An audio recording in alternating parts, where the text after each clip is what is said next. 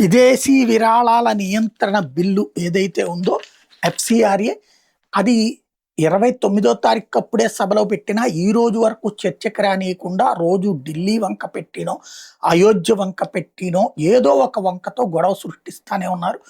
రానియబోము అమలు కానివ్వబోము అని కాంగ్రెస్ పార్టీ చెప్పింది. అలాగే అమెరికా కూడా ఏడుస్తోంది. ఇప్పుడు అక్కడ ఉన్నటువంటి అధికారంలో ఉన్నటువంటి పార్టీకి సంబంధించినటువంటి ఎంపీలే మాట్లాడుతున్నారు. అమెరికన్ చట్టసభ సభ్యుడు దీని మీద ప్రధానంగా విమర్శించుకుంటూ వచ్చాడు రిలే మూర్.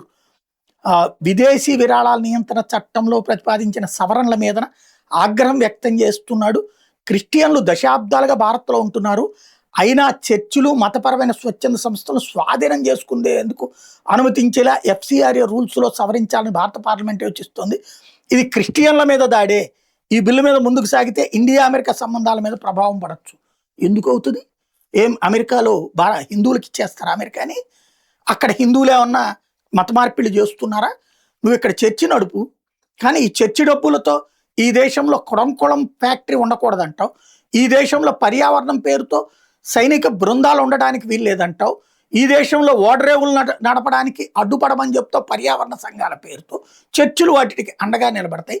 ఈశాన్య రాష్ట్రాల్లో అభివృద్ధిని అడ్డుకుంటావు, చర్చిలు అడ్డం పడతాయి. అదే అమెరికాలో అయితే అట్లాగే హిందువులు అడ్డుపడట్లేదే, గుళ్ళు అడ్డుపడట్లేదే.